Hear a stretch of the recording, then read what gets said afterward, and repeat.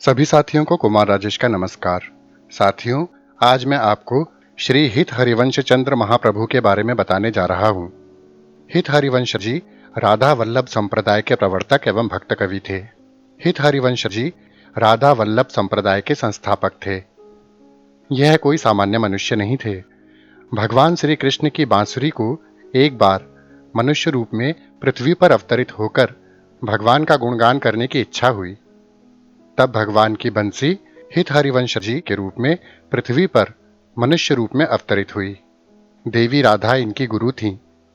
वर्तमान उत्तर प्रदेश के सहारनपुर जिले के देवबंद नामक कस्बे में यजुर्वेदीय मांध्य दिनी शाखावर्ती कश्यप श्रोतीय एक संभ्रांत गौड़ ब्राह्मण परिवार चिरकाल से निवास करता था। इस परिवार में श्री व्यास मिश्र नाम के महानुभाव का धन धान्य एवं वैभव संपन्न होने का वर्णन तथा तत्कालीन राज दरबार में सम्मानपूर्ण पदों पर प्रतिष्ठित होने का उल्लेख मिलता है। श्री व्यास मिश्र जी देवबंद के निवासी थे। देवबंद को प्राचीन समय में देवबन कहा जाता था। रसिक भक्त शिरोमणि गोस्वामी श्री हित हरिवंश चंद्र महाप्रभु जी का जन्म मथुरा के निकट बाद नामक ग्राम में विक्रम संवत 1559 वैशाख शुक्ल एकादशी को हुआ था।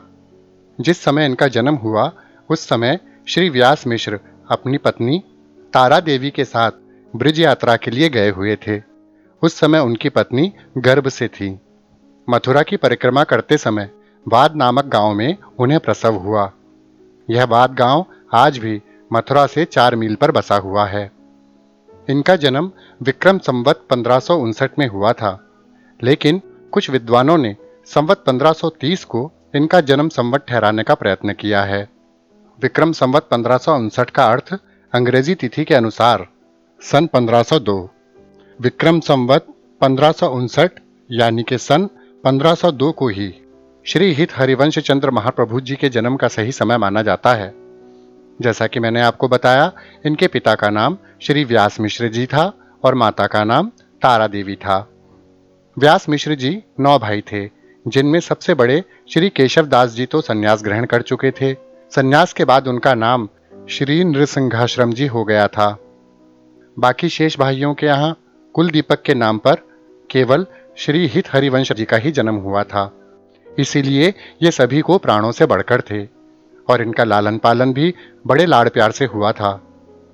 ये बहुत सुंदर थे और शिशुकाल में ही राधा नाम के बड़े प्रेमी थे। जब ये शिशु अवस्था में थे तब भी राधा का नाम सुनते ही बड़े जोर से किलकारी मारकर हंसने लगते थे। कहा जाता है कि 6 महीने की अवस्था में ही इन्होंने पालने पर पड़े हुए श्री राधा सुधा निधि स्तवन का गान किया था, जिसे इनके ताऊ स्वामी श्री नृसिंहाश्रम जी ने लिपिबद्ध कर लिया था। इनके बालपन की कुछ बातें बड़ी ही विलक्षण हैं, जिससे इनकी महानता का अनुमान होता है। एक दिन यह अपने कुछ साथियों के साथ बगीचे में खेल रहे थे। अपने साथियों में से इन्होंने 2 साथियों को चुना। एक गौर वर्ण का था और एक श्याम वर्ण का था। गौर और श्याम वर्ण के बालकों को इन्होंने श्री राधा और मोहन के रूप में सुसज्जित किया। थोड़ी ही देर बाद हित हरिवंश जी ने दोनों का श्रृंगार बदल दिया। जिसे मोहन बनाया था उसे राधा बना दिया और जिसे राधा बनाया था उसे मोहन बना दिया, और इस प्रकार वेशभूषा बदलने का खेल खेलने लगे। प्रातःकाल का समय था। उस समय इनके पिता श्री व्यास जी अपने भगवान श्री राधा कांत जी का श्रृंगार करके मुग्ध होकर युगल छवि के दर्शन कर रहे थे। उसी समय आकस्मिक परिवर्तन हुआ। राधा और कृष्ण के श्रृंगारों में अचानक परिवर्तन हो गया। उन्होंने राधा के रूप में श्री कृष्ण को और श्री कृष्ण के श्रृंगार में राधा को देखा। उन्हें लगा वृद्धावस्था के कारण शायद मेरी स्मृति नष्ट हो गई है और मैंने ही श्रृंगार गलत कर दिए हैं। क्षमा याचना करके उन्होंने श्रृंगार को सुधारा, परंतु तुरंत ही अपने आप वह श्रृंगार बदलने लगा। व्यास जी घबरा गए। वे घबराकर बाहर आए। सहसा उनकी दृष्टि खेलते हुए बच्चों पर पड़ी। उन्होंने देखा कि हरिवंश अपने मित्रों के साथ खेल खेल में वही स्वरूप परिवर्तन कर रहे हैं। व्यास जी मन ही मन मुस्कुराए और उन्हें लगा कि यह बालक विलक्षण प्रतिभाओं का धनी है। उन्होंने सोचा, इसी की सच्ची भावना का फल है जो श्रृंगारों में परिवर्तन हो रहा है। निश्चय ही यह कोई असाधारण महापुरुष है। इसी तरह एक दिन श्री व्यास जी ने अपने भगवान श्री कृष्ण के सामने लड्डुओं का भोग रखा। देखते ही देखते लड्डुओं के साथ थाल में बहुत सारे फल और फूल भी प्रकट हो गए। उन्हें बड़ा आश्चर्य हुआ। अचानक उन्हें उस दिन की बात याद आई। पूजन करने के बाद उन्होंने बाहर जाकर देखा तो पता लगा कि हरिवंश जी ने बगीचे में 2 वृक्षों को नीले पीले पुष्पों की मालाओं से सजाकर युगल किशोर की भावना से उनके सामने फल फूल का भोग रखा है। इस घटना का व्यास जी पर बड़ा प्रभाव पड़ा। इसी तरह एक बार श्री हरिवंश जी अन्य बालकों के साथ गेंद खेल रहे थे। अचानक खेलते खेलते वे बगीचे के पुराने सूखे कुएं में सहसा कूद पड़े। इससे श्री व्यास जी, तारा देवी और कुटुंब के अन्य लोगों को अपार दुख हुआ। उनके साथ ही आसपास के नगर निवासी भी व्याकुल हो उठे। व्यास जी तो शोकाकुल होकर कुएं में कूदने को तैयार हो गए, लेकिन लोगों ने जबरदस्ती उन्हें पकड़ लिया। कुछ ही क्षणों के बाद लोगों ने देखा कि कुएं में एक दिव्य प्रकाश फैल गया है और श्री हरिवंश जी श्री श्याम सुंदर के मंजुल श्री विग्रह को अपने नन्हे नन्हे कोमल कर कमलों से संभालते हुए अपने आप कुएं से ऊपर उठते हुए चले आ रहे हैं। जब हरिवंश जी कुएं के ऊपर पहुंच गए तो पहुंचने के साथ ही कुआं निर्मल जल से भर गया। माता पिता तथा अन्य सब लोग आनंद सागर में डुबकियां लगाने लगे। श्री हरिवंश जी भगवान श्याम सुंदर के मधुर मनोहर श्री विग्रह को लेकर ऊपर आए थे और उस श्री विग्रह की शोभा श्री अतुलनीय थी। उसके एक एक अंग से मानो सौंदर्य माधुर्य की गंगा बह रही थी। सभी लोग उसका दर्शन करके निहाल हो गए। तदनंतर श्री ठाकुर जी को लाया गया और बड़े समारोह के साथ उनकी प्रतिष्ठा की गई। श्री हरिवंश जी ने उनका नामकरण भी किया। उन्होंने ठाकुर जी का नाम रखा श्री नवरंगी लाल। श्री हरिवंश जी निरंतर अपने श्री नवरंगी लाल जी की पूजा सेवा में निमग्न रहने लगे। उस समय उनकी आयु केवल 5 वर्ष की थी। इसके कुछ ही दिनों के बाद उनकी अतुलनीय प्रेममयी सेवा से विमुग्ध होकर साक्षात रासेश्वरी नित्य निकुंजेश्वरी वृषभानुनंदिनी श्री राधिका जी ने इन्हें दर्शन दिए और अपनी रस भावना पूर्ण सेवा पद्धति का उपदेश भी किया। उन्होंने इन्हें मंत्र दान किया और इन्हें अपने शिष्य के रूप में स्वीकार भी किया। आगे चलकर 8 वर्ष की अवस्था में श्री हित हरिवंश जी का उपनयन संस्कार हुआ। 16 वर्ष की आयु में श्री रुक्मणी देवी से इनका विवाह हुआ। गृहस्थ जीवन में प्रवेश करने पर भी इन्होंने अपनी धार्मिक निष्ठा में परिवर्तन नहीं किया। गृहस्थ आश्रम के समस्त कर्तव्यों का पालन करते हुए ये सच्चे रूप में भक्त और संत बने रहे। गृहस्थ जीवन के प्रति इनके मन में ना तो वैराग्य की भावना थी और ना ही किसी प्रकार की हीन भावना थी। श्रीमती रुक्मणी देवी से इनके 3 पुत्र हुए और 1 पुत्री। सन 1532 में इनकी माताजी का निधन हो गया और सन 1533 में इनके पिता श्री व्यास मिश्र जी का स्वर्गवास हो गया। माता पिता की मृत्यु के उपरांत श्री हरिवंश जी के मन में यह भाव आया कि किसी प्रकार भगवान की लीला स्थली में जाकर वहां की रसमयी भक्ति पद्धति में लीन होकर जीवन सफल किया जाए। माता पिता के गोलोकवासी होने के बाद इन्होंने सब कुछ त्याग कर श्री वृंदावन जाने के लिए मन में विचार किया। इन्होंने श्री नवरंगी लाल जी की सेवा अपने पुत्रों को सौंप दी। इनकी पत्नी इनके साथ जाना चाहती थी, मगर बच्चे इतने छोटे थे कि उन्हें छोड़कर या साथ लेकर जाना संभव नहीं था। इसलिए हरिवंश जी अकेले ही निकल पड़े। देववन से आप चिड़ियावाला आए। यहाँ पर आत्मदेव नामक एक भक्त ब्राह्मण रहा करता था, जिसके घर में ठाकुर जी श्री राधा वल्लभ जी विराजमान थे। यह मूर्ति सामान्य मूर्ति नहीं थी।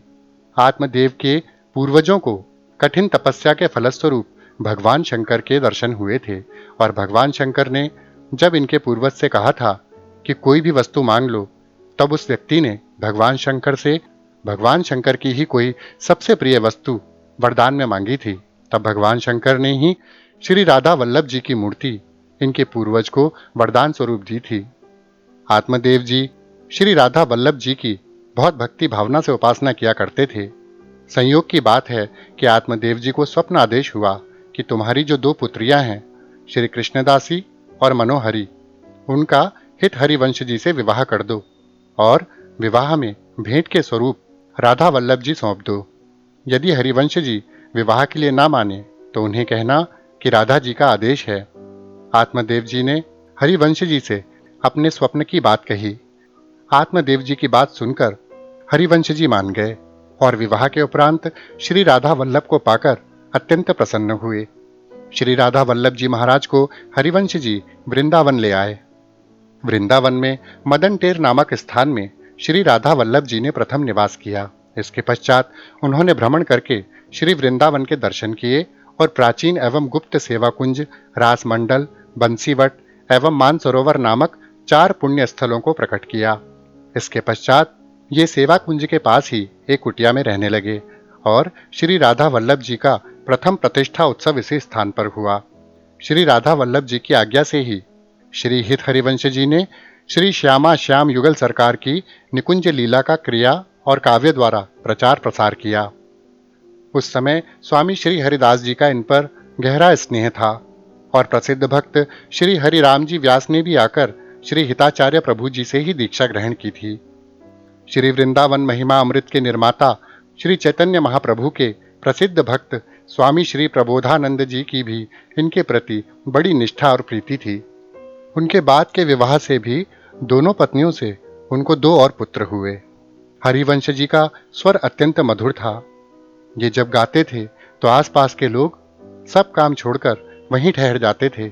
ऐसा लगता था जैसे समय रुक गया हो। श्री भगवान की सेवा में किस प्रकार अपने आप को लगाए रखकर कैसे अपने हाथों से सारी सेवा करनी चाहिए, इसकी सुंदर शिक्षा श्री हित हरिवंश प्रभु जी के जीवन की एक घटना से मिलती है। श्री हित हरिवंश जी एक दिन मानसरोवर पर अपने कोमल कर कमलों से सूखी लकड़ियां तोड़ रहे थे।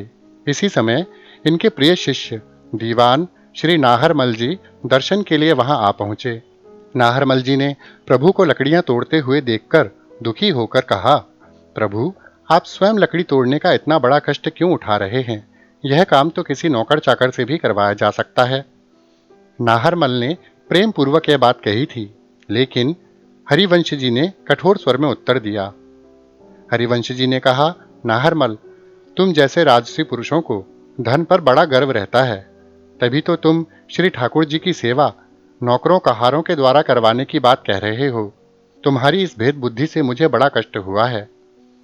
इसके बाद श्री हित हरिवंश प्रभु जी उनसे रुष्ट हो गए और उन्होंने नाहरमल से कह दिया कि अब मुझसे मिलने की आवश्यकता नहीं है। नाहरमल जी यह देखकर बहुत दुखी हुए। नाहरमल जी अपनी भूल पर बहुत खिन्न थे, इसलिए उन्होंने अनशन किया। पूरे 3 दिन बीत गए। तब कहीं जाकर हरिवंश जी का क्रोध शांत हुआ और वो नाहरमल जी के पास गए और प्रेम पूर्वक शब्दों में बोले, भैया, प्रभु सेवा का स्वरूप बड़ा विलक्षण है। प्रभु सेवा से जीव का कल्याण हो जाता है, इसलिए ऐसा विरोधी भाव मन में नहीं लाना चाहिए। प्रभु की सेवा स्वयं करनी चाहिए। प्रभु सेवा ही जीव का एकमात्र धर्म है। मैं तुम पर प्रसन्न हूँ, तुम अन्न जल ग्रहण कर लो। यूं कहकर उन्होंने स्वयं अपने हाथों से प्रसाद दिया और नाहरमल जी को भरपेट भोजन कराया। श्री हित हरिवंश जी महाराज राधा वल्लभ संप्रदाय के मेरुदंड हैं। इन्हें श्री कृष्ण की बंसी का अवतार कहा जाता है। इस धरती को पावन करने के पश्चात संवत 1609 में, यानी कि सन 1552 में, शारदीय पूर्णिमा के दिन आपने निकुंज लीला में प्रवेश कर लिया। शरद पूर्णिमा की रात्रि थी और हित हरिवंश महाप्रभु जी ब्रज में यमुना तट पर मानसरोवर के निकट भांडीर वन के भंवरनी नामक निकुंज में प्रिया जी आप कहाँ हो, प्रिया जी आप कहाँ हो कहते हुए देखते देखते लोक दृष्टि से ओझल हो गए। श्री हरिवंश जी संस्कृत भाषा के पंडित ही नहीं, निसर्ग सिद्ध कवि भी थे। संस्कृत के लालित्य और सौकुमार्य की छटा उनके राधा सुधि निधि ग्रंथ में देखी जा सकती है। संस्कृत भाषा में पारंगत होने पर भी उनकी नैसर्गिक अभिव्यक्ति का रूप हमें उनकी ब्रज भाषा की पद रचना में ही दृष्टिगत होता है। जो माधुर्य, सौकुमार्य, प्रवाह, भाव व्यंजकता, प्रांजलता और प्रेषणीयता उनके हित 84 ग्रंथ में है, वो कहीं और नहीं मिलता। हित 84 ग्रंथ उनकी एक महान रचना है। ब्रज भाषा का जैसा प्रांजल रूप हित हरिवंश जी की वाणी में प्रस्फुटित हुआ है, वैसा किसी अन्य भक्त कवि की रचना में नहीं हुआ। शब्द मैत्री, समीचीन वर्ण विन्यास, नाद सौंदर्य, चित्रात्मकता और प्रांजलता हरिवंश जी की ब्रज भाषा के उल्लेख्य गुण हैं, जो उनको ब्रज भाषा के भक्त कवियों में मूर्धन्य पद पर आसीन करने में पूरी तरह सहायक होते हैं। हरिवंश जी राधा कृष्ण को अलग अलग नहीं मानते थे। उन्होंने अपनी कविताओं में कहा भी है, एक प्राण तन दोई, अर्थात वे राधा कृष्ण को दो तन और एक प्राण माना करते थे। परंपरा से जो साधना पद्धतियां वैष्णव संप्रदायों में प्रचलित थीं, उनमें विधि निषेध के साथ कर्म कांड का प्रभाव बढ़ गया था और ब्रह्माचार की अनेक परिपाटियां प्रचलित हो गई थीं। उन्हें स्वीकार न करते हुए श्री हरिवंश जी ने नूतन संप्रदाय का प्रवर्तन किया और अनेक बातों में सर्वथा अभिनव शैली स्वीकार की। इस मार्ग में विधि निषेध की न्यूनता के साथ भक्ति में प्रेम भाव की प्रबल साधना थी। प्रेम को रस के रूप में अपनाकर इस मार्ग को रस मार्ग कहा गया। अतः जनसाधारण को इसमें अधिक आकर्षण प्रतीत हुआ। भक्ति और प्रेम के मार्ग में श्री जी की सेवा उपासना का सहयोग पाकर श्रद्धालु जनता एक साथ गोस्वामी हरिवंश जी द्वारा प्रवर्तित मार्ग पर चल पड़ी और दूर दूर तक इनकी साधना पद्धति का प्रचार हो गया। श्री हरिवंश जी के सुंदर रूप, गुण, शील और सुंदर स्वर पर मुग्ध होकर ब्रजवासियों ने इन्हें कृष्ण की वंशी का साक्षात अवतार मानकर इनकी सरल वाणी को वंशी ध्वनि के अनुरूप समझकर गोपियों को मोहने वाली समझा। वंशी के अवतार के रूप में इनका परवर्ती वाणियों में अत्यधिक वर्णन हुआ है।